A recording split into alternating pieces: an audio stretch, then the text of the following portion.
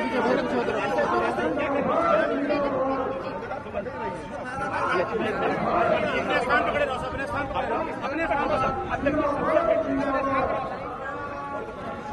बिल्कुल ऐसे ही खड़े रहिए।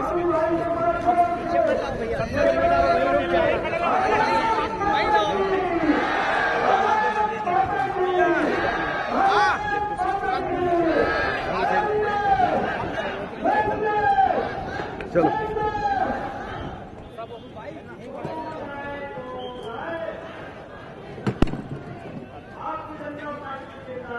जिंदाबाद जिंदाबाद। बाकी अब कोई जाएगा नहीं इसमें से, इसीलिए मैं खड़ा हूँ। भारत माता की जोर से बोलिए, पीछे वाले भी जोर से, जहां तक मेरी आवाज आ रही है बोलिए भारत माता की, भारत माता की। भारतीय जनता पार्टी जिंदाबाद, भारतीय जनता पार्टी जिंदाबाद, भारतीय जनता पार्टी जिंदाबाद। भारत माता की, भारत माता की जय, भारत माता की जय, भारत माता की जय। अमित शाह जी जिंदाबाद, जिंदाबाद जिंदाबाद। अमित शाह जी जिंदाबाद, जिंदाबाद जिंदाबाद। अमित शाह जी जिंदाबाद, अमित शाह जी जिंदाबाद। भारत माता की, भारत माता की, भारत माता की। माननीय अमित शाह जी जिंदाबाद, संकल्प हमारा। माननीय अमित शाह जी जिंदाबाद, भारत माता की।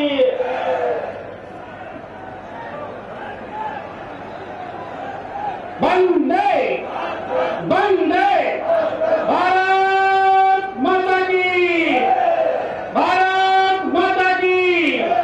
माननीय अमित शाह जी, माननीय अमित शाह जी। मैं इस नगीना लोकसभा क्षेत्र के अंदर जनपद बिजनौर में बिजनौर जनता भारतीय जनता पार्टी की ओर से और जनता की ओर से अपने माननीय प्रिय नेता राष्ट्रीय अध्यक्ष जी का स्वागत करता हूं, अभिनंदन करता हूं और आग्रह करता हूं अपने सभी यहाँ उपस्थित जनसमूह से कृपया तालियां बजा करके माननीय प्रिय नेता का अपने स्वागत करें। मैं यहाँ जहाँ रैली हो रही है, यहाँ के बूथ अध्यक्ष अपने संदीप सैनी जी कृपया सुरक्षा कर्मियों पर आने दें। अपने बूथ अध्यक्ष जी से आग्रह करता हूं कि माननीय राष्ट्रीय अध्यक्ष जी का स्वागत करें।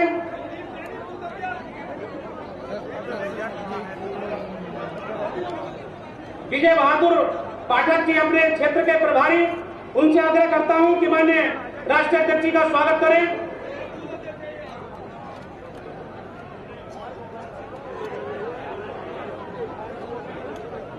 अपने प्रत्याशी और सांसद डॉक्टर यशवंत जी से आग्रह है माननीय राष्ट्रीय अध्यक्ष जी का स्वागत करें। इस क्षेत्र के लोकप्रिय विधायक भाई अशोक राणा जी से आग्रह है माननीय राष्ट्रीय अध्यक्ष जी का स्वागत करें। दूसरे अपने विधायक नेटौर सुरक्षित श्रीमान ओम कुमार जी बाबा साहब भीमराव अंबेडकर जी की मूर्ति, बाबा साहब भीमराव अंबेडकर जी की मूर्ति देकर के माननीय अपने राष्ट्रीय अध्यक्ष जी का स्वागत करें। ओम कुमार जी, ओम कुमार जी। अब मेरा आग्रह है कृपया निर्णय हाथ जी, बड़ी अपनी जो माला है, बड़ी माला सबके साथ सभी अपने मंचस्थ नेता अपने माननीय राष्ट्रीय अध्यक्ष जी का सामूहिक रूप से बड़ी माला के साथ स्वागत करें।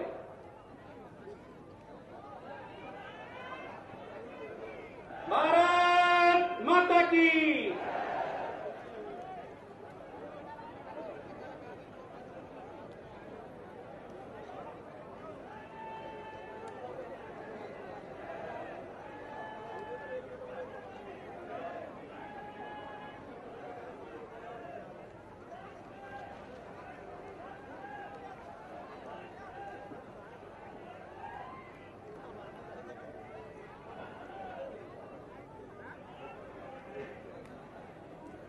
अब मैं इस स्वागत की श्रृंखला को समाप्त करते हुए अपने 2-2 मिनट के लिए 2 प्रत्याशी अपने मध्य में उपस्थित हैं। बिजनौर लोकसभा क्षेत्र के प्रत्याशी राजा बागदेव सिंह जी से आग्रह करता हूं कि संक्षिप्त शब्दों में अपना संबोधन देने का कष्ट करें। राजा बागदेव सिंह जी।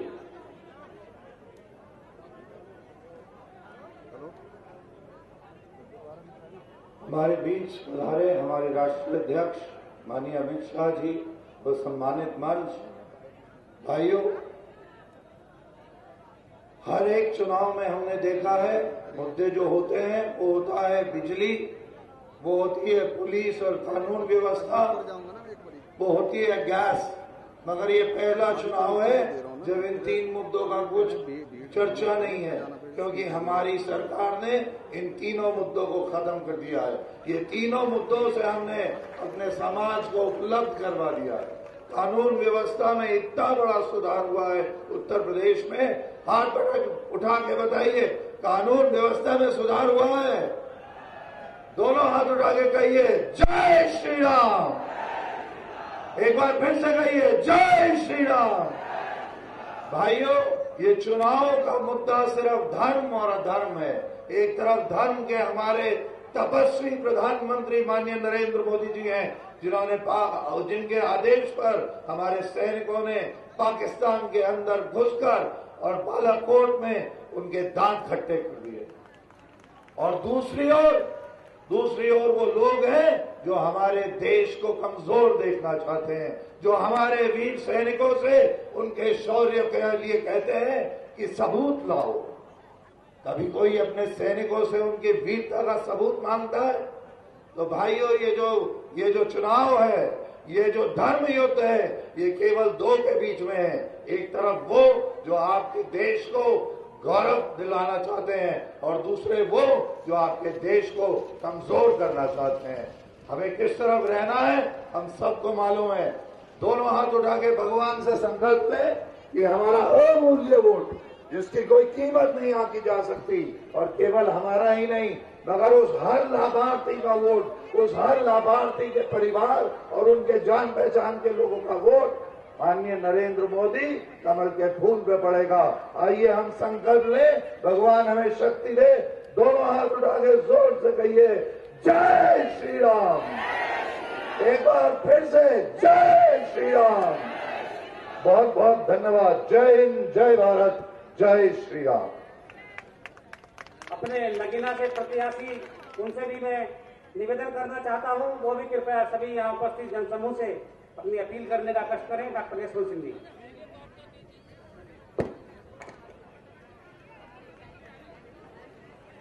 नगीना लोकसभा की इस चुनावी मीटिंग में हमारे मध्य आज हमारे भारतवर्ष की भारतीय जनता पार्टी के राष्ट्रीय अध्यक्ष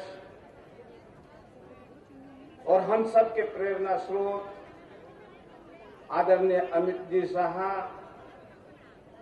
हमारे सम्मानित उपाध्यक्ष आदरणीय दुष्यंत गौतम जी एवं समस्त मंच, मेरे सामने बैठे हुए क्षेत्र से आए हुए, दूर दराज से आए हुए मेरे सभी भारतीय जनता पार्टी के सिपाहियों, माताओं, बहनों, बुजुर्गों, साथियों, पत्रकार बंधुओं,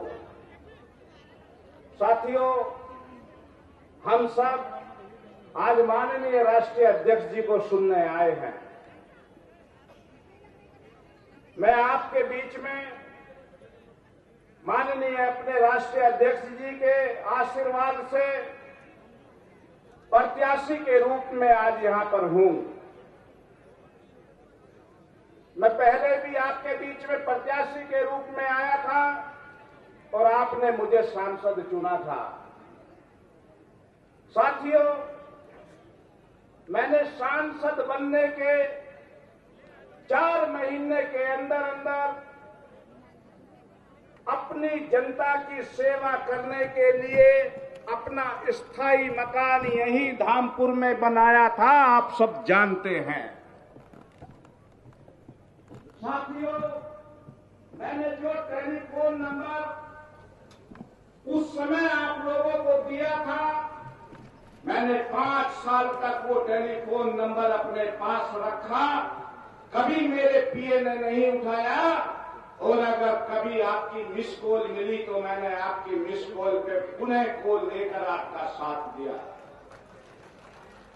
साथियों, मेरे से जितना हो सका मैंने अपने क्षेत्र के लोगों के लिए पूरा प्रयास किया, लेकिन हो सकता है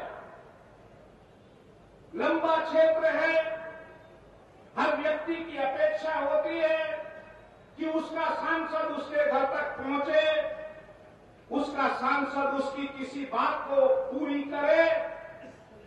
लेकिन हो सकता है किसी विवशतावश अगर मैं किसी की कोई बात पूरी नहीं कर पाया हूं या किसी की इच्छा के अनुसार क्षेत्र में जाकर उनके घर तक नहीं जा पाया हूं, तो मैं क्षमा याचना चाहता हूं आप सबसे, और उम्मीद करता हूं कि आप मुझे पुनः मौका देंगे तो मैं अपनी इस पुरानी गलती को हर एक को सुधार भी दूंगा। मैंने 5 साल में अपने आदरणीय प्रधानमंत्री जी और 2 साल से अपने आदरणीय मुख्यमंत्री योगी जी के प्रयास से क्षेत्र में बहुत सारे काम भी किए हैं। उनका उल्लेख करने का समय नहीं है, हमारे राष्ट्रीय अध्यक्ष जी यहां पर बैठे हैं।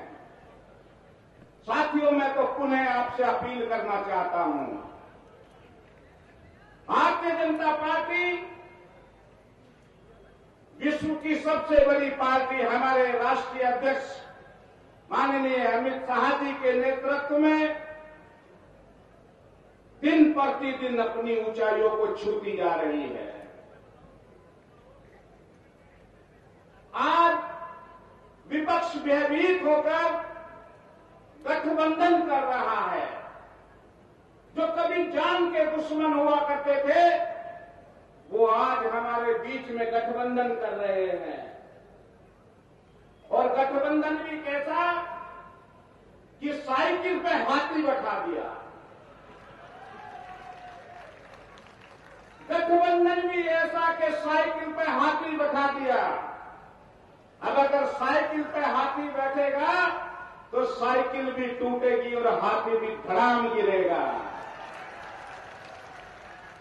इसलिए मैं अपने कार्यकर्ताओं से, अपने साथियों से, अपने सभी लोगों से, यहां पे आए हुए बंधुओं से कहना चाहता हूं कि पुनः अगर मेरे से कोई गलती हुई है उसे क्षमा करते हुए भारतीय जनता पार्टी को मजबूत करते हुए मुझे एक बार मौका और दे। बहुत बहुत धन्यवाद। जय हिंद, जय भारत। इनका हमें बहुत समय से इंतजार था, जिन्होंने भाजपा को नई ऊंचाइयां दी हैं। ऐसे बहुत जहां भारतीय जनता पार्टी की स्थिति भी शून्य के समान थी, ऐसे प्रदेशों में भी कमल खिलाया है। ऐसे अपने ऊर्जावान साहसी राष्ट्रीय अध्यक्ष, हम सबके प्रिय नेता आदरणीय अमित शाह जी को बहुत आदर और सम्मान के साथ मैं आपसे आग्रह करता हूं कि यहाँ उपस्थित सज्जन समूह को संबोधन देने का कष्ट करें। आदरणीय राष्ट्रीय अध्यक्ष जी,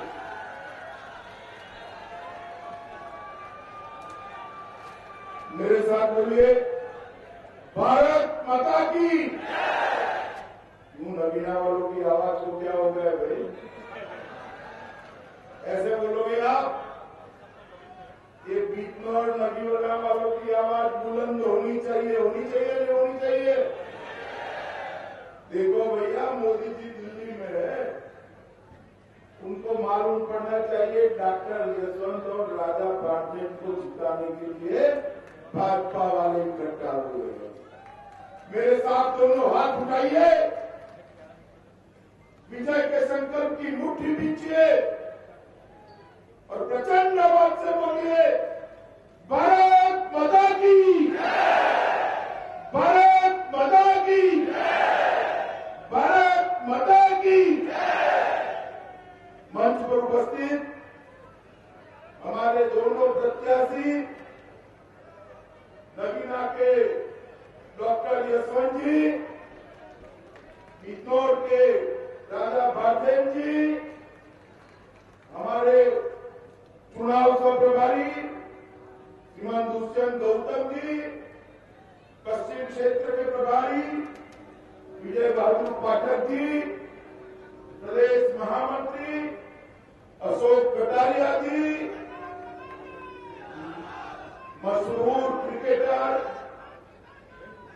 और यूपी सरकार के मंत्री श्रीमान चेतन चौहान जी, लोकसभा के प्रभारी भाई सुनील कुराला जी, श्री ओम कुमार जी राणा जी विधायक, श्री अशोक राणा जी विधायक, जिलाध्यक्ष राजीव सिसोदिया जी, आशु वर्मा जी, श्रीमती रचना पाल जी, श्री राजू गुप्ता जी, श्री साकेंद्र प्रताप जी, और आज इस चिलचिलाती धूप में इतनी बड़ी संख्या में आए हुए प्यारे भाइयों, बहनों, माताओं और मेरे जिगर के कलेजे के टुकड़े जैसे युवा तो आज ये नगीना बिजनौर में जो माहौल देख रहा हूं, मैं देश भर में कहीं पर भी जाता हूं, मैं असम जाकर आया, तेलंगाना जाकर आया, उत्तर पूर्व में जाकर आया, आंध्र प्रदेश में जाकर आया, कल गुजरात भी जाकर आया, हर जगह इसी प्रकार का माहौल दिखाई पड़ता है। लोग मोदी मोदी मोदी मोदी मोदी मोदी,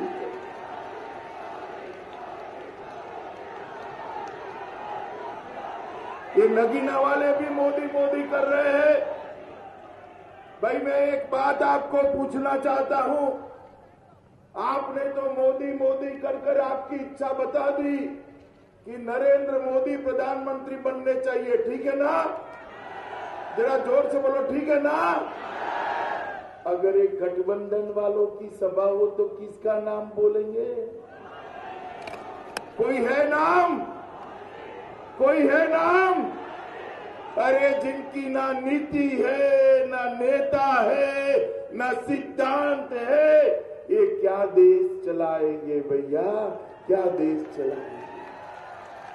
ये तो मोदी जी का डर है कि इनको इकट्ठा करा हुआ है, 10 साल तक 15 साल तक एक दूसरे का मुंह न देखने वाले बुआ भतीजा आज एक दूसरे की गोदी में बैठने पर मजबूर।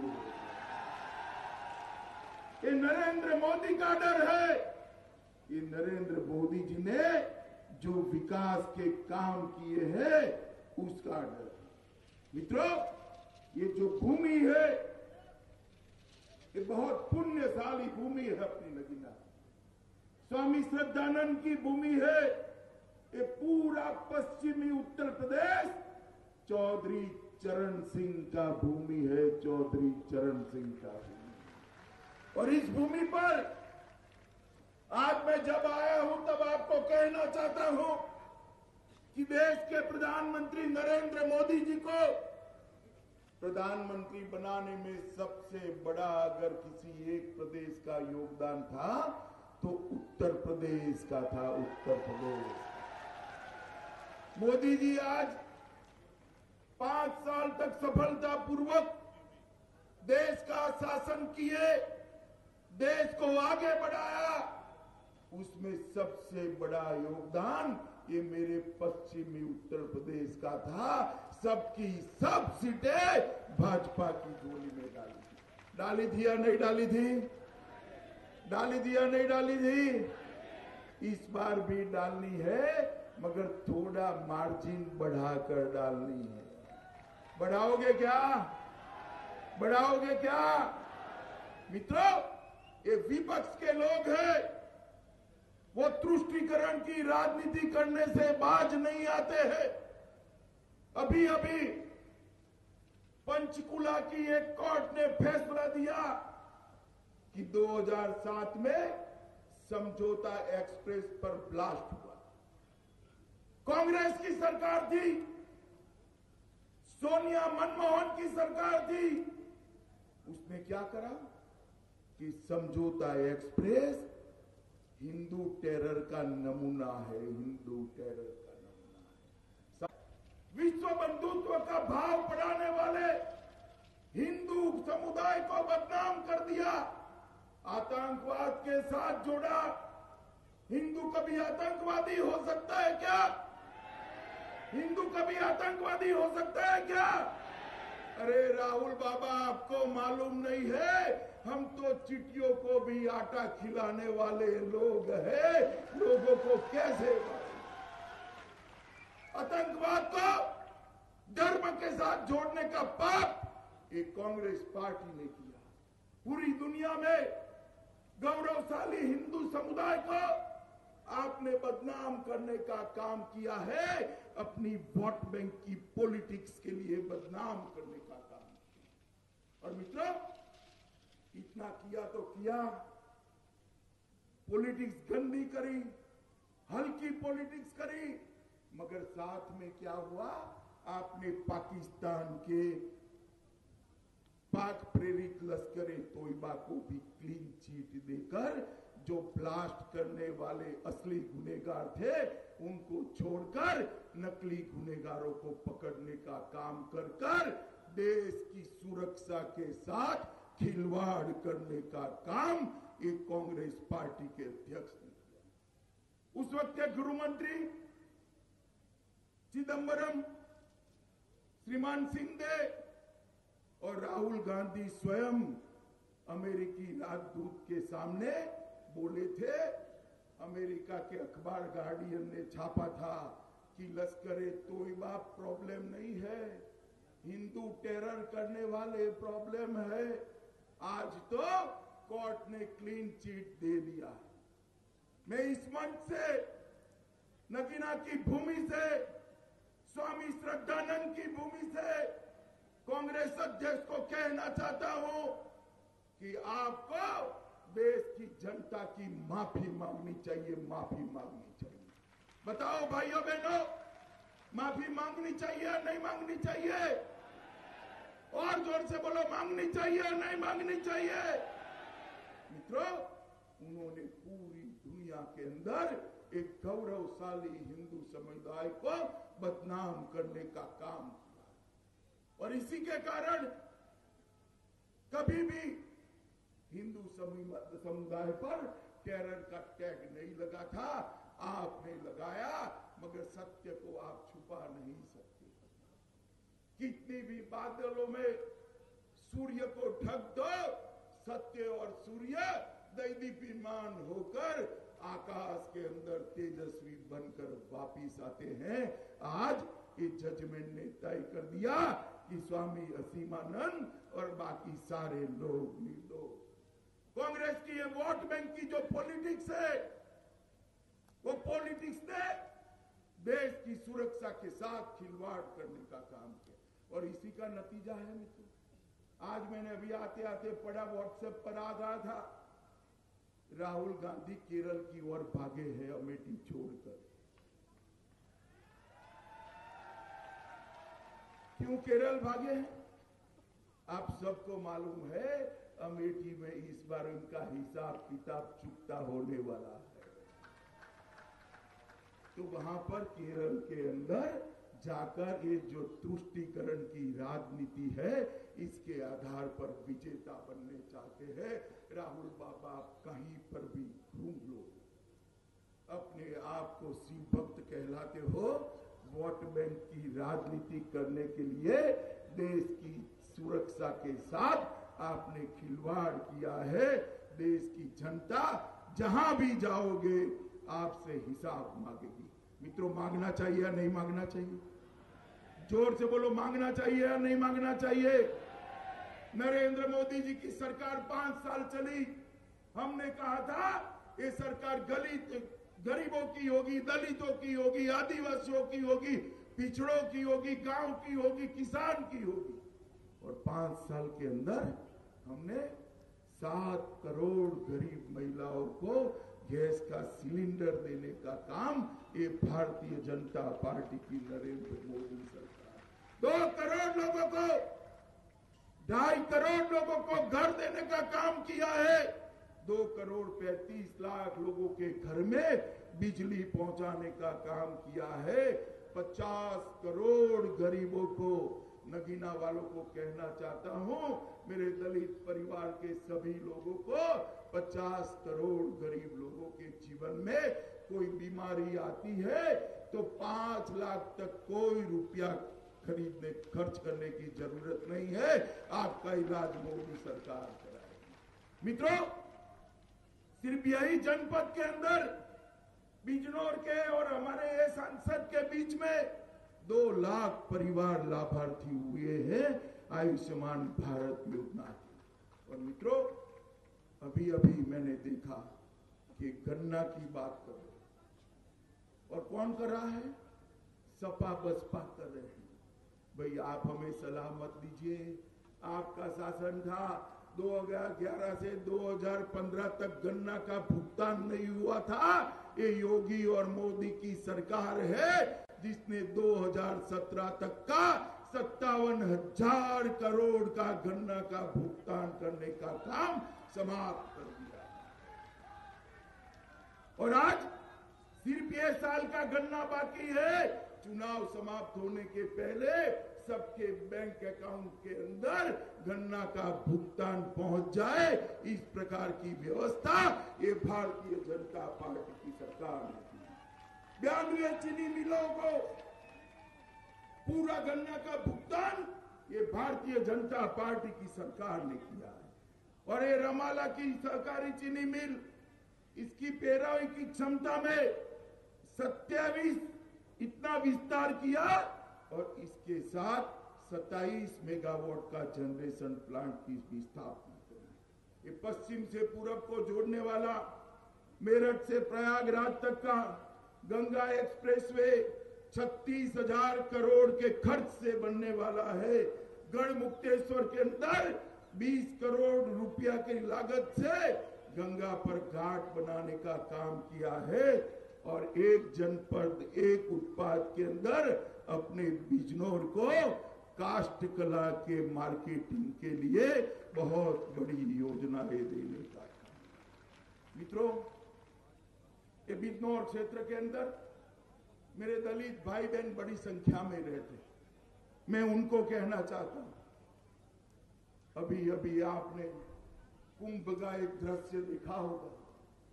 देश का प्रधानमंत्री दलित कर्मचारियों के, सफाई कर्मचारियों के पैर पखाड़ने के लिए स्वयं वहां पहुंचा था। सदियों तक देखने न मिले इस प्रकार का दृश्य था।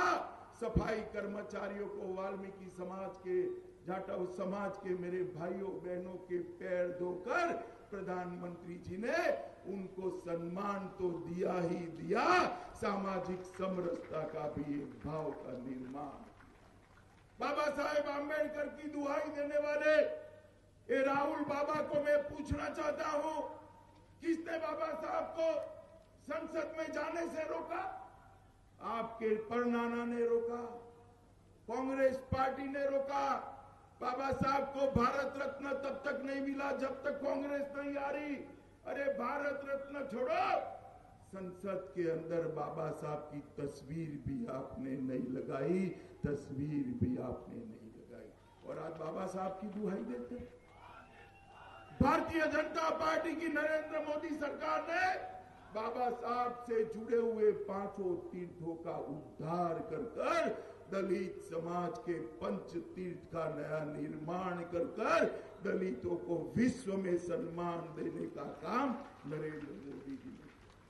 26 नवंबर को बाबा साहब की याद में संविधान दिन मनाने की जाहिरात की और एक बहुत बड़ा study centre, Ambedkar study centre, आप कभी जरूर जाइए। चुनाव के बाद हमारे यशवंत सांसद बनकर आपकी व्यवस्था कर देंगे, जरूर देखिए।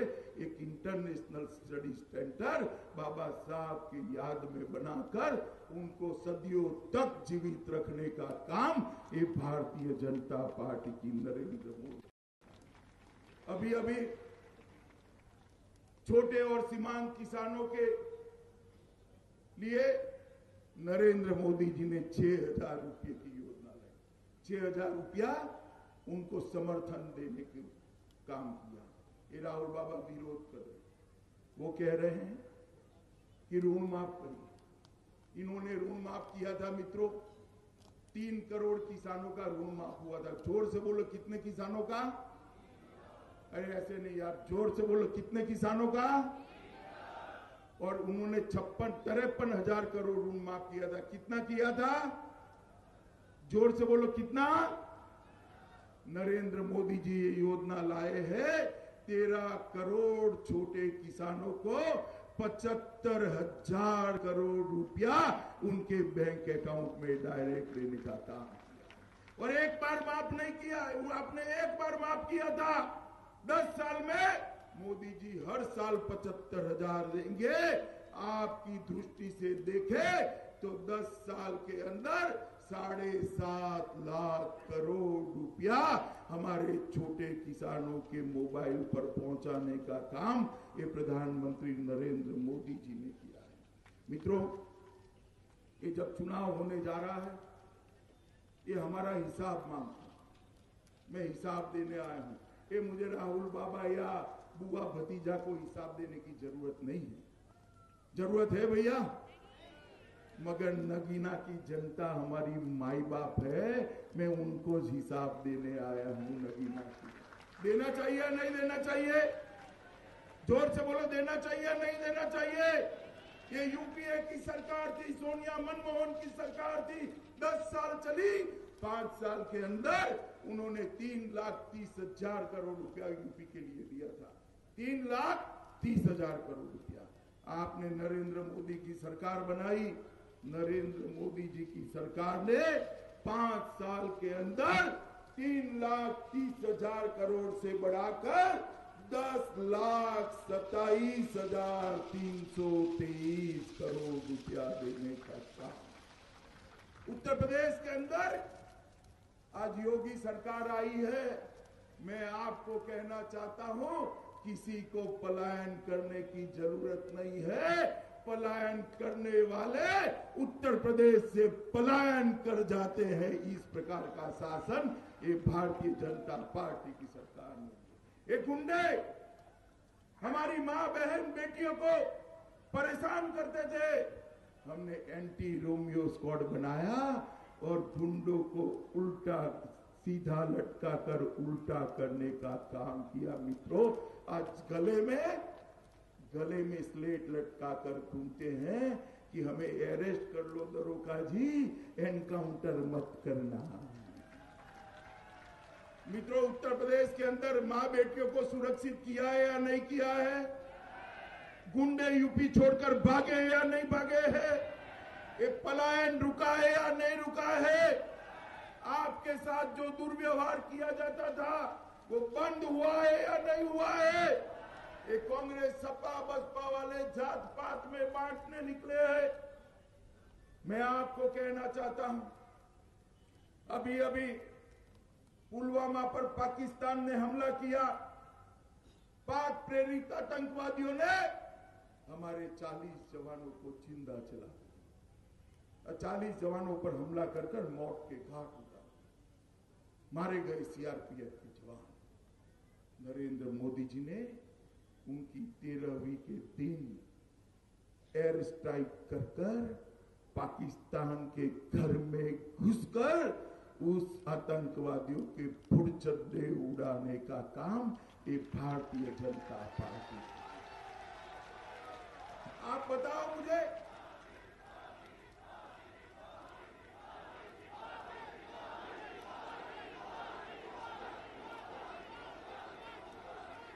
आप बताओ मुझे, ये ठीक किया या नहीं किया? भाई पीछे वाले नहीं बोलते, बोलो ठीक किया या नहीं किया?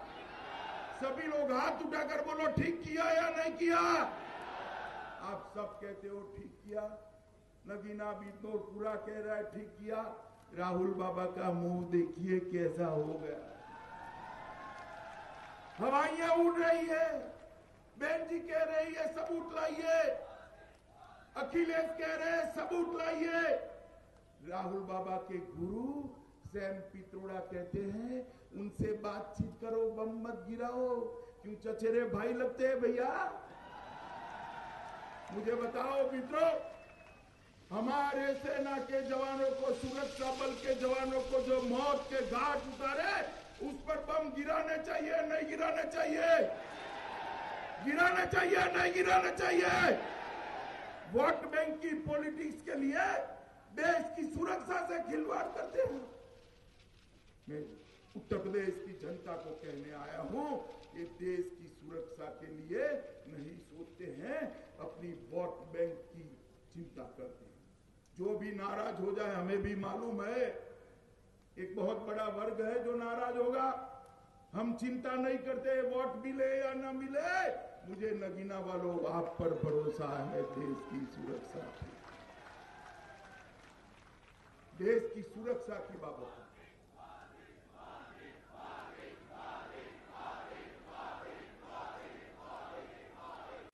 देश की सुरक्षा के सामने चुनाव जीतना हारना बड़ा गौण होता है।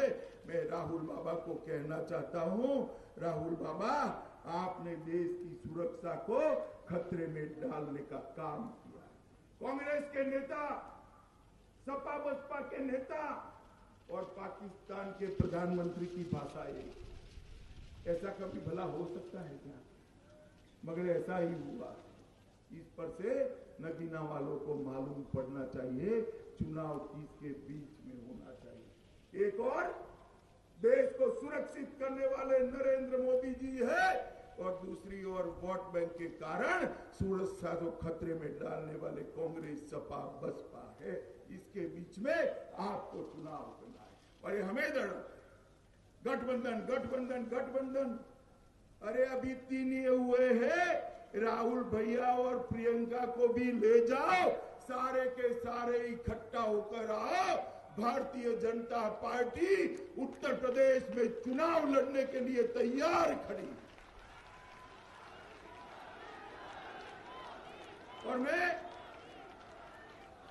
इस मंच से ये सपा बसपा और राहुल बाबा को कहना चाहता हूं, काउंटिंग होगा, काउंटिंग के दिन गिन लेना। मेरे उत्तर प्रदेश वालों पर मुझे भरोसा है, भाजपा की सीटें 73 की 74 होगी, 73 की 72। मित्रों, इन लोगों ने विकास के लिए कुछ नहीं किया। हमारा हिसाब मांगो, मैं आज हिसाब लेकर आया हूं। 133 योजनाएं नरेंद्र मोदी जी लेकर आए हैं, युवाओं के लिए, किसानों के लिए, गरीबों के लिए, दलितों के लिए, आदिवासियों के लिए, गांव के लिए, शहर के लिए, महिलाओं के लिए 133 योजना। मैं जोर से पढ़ूंगा, मगर मुझे अभी 2-3 सभाएं कुल करनी है, समय नहीं है। आपको लगे नगीना वालों को कि मोदी जी ढंग से काम कर रही है तो मुझे ताली बजाकर रोक देना। पढ़ू जोर से? अरे अभी नहीं पढ़ता हूं मैं, सुनिए, पढ़ू जोर से, जरा बोलो पढ़ू, ध्यान से सुनना। जनधन योजना, सॉइल हेल्थ कार्ड, प्रधानमंत्री आवास योजना, सांसद आदर्श ग्राम योजना, सुकन्या समृद्धि योजना, प्रधानमंत्री मुद्रा बैंक योजना, जीवन ज्योति योजना, सुरक्षा अटल।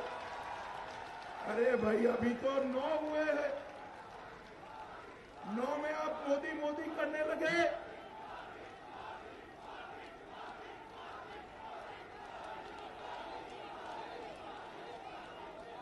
मित्रों, ये 9 ही बोला हूं, 133 योजनाएं समझ के अलग अलग वर्ग के लिए मोदी जी लेकर आए। अरे राहुल बाबा हमारा हिसाब मांगते हैं, 5 साल का हिसाब मांगते हो, 4 पीढ़ी से इस देश पर शासन कर रहे हो, 4 पीढ़ी का हिसाब किताब लेकर आओ। मेरा एक कटारिया सामने खड़ा हो जाएगा, आपकी 5 पीढ़ी और हमारे 5 साल कुछ नहीं होने वाला। 5 साल में आपके 55 साल से ज्यादा काम भारतीय जनता पार्टी के नेता नरेंद्र मोदी ने किया। मित्रों, मैं आपको पूछना, ये मीडिया वाले मुझे आज बता रहे थे कि नगीना सीट बड़ी टफ, कठिन है। आप मुझे बताओ भैया, मुझे तो भरोसा है नगीना वाले को, नगीना वालों पे डॉक्टर यशवंत को जिताओगे क्या? ये मीडिया वालों तक आवाज नहीं जाएगी, जोर से बोलो, जिताओगे? कमल के निशान पर बटन दबाओगे? मोदी जी को फिर से प्रधानमंत्री बनाओगे? देश को सुरक्षित करोगे? आतंकवाद को मुंह तोड़ जवाब दोगे? पाकिस्तान को मुंह तोड़ जवाब दोगे? हिंदू समुदाय को, हिंदू टेरर कहने वालों को मुंह तोड़ जवाब दोगे? तो मेरे साथ दोनों हाथ उठाइए, विजय के संकल्प की मुट्ठी बींचे। मैं बोलूंगा फिर एक बार, आप बोलोगे? मैं बोलूंगा फिर एक बार, आप बोलोगे? बोलिए फिर एक बार, फिर एक बार, फिर एक बार, फिर एक बार। वंदे मातरम।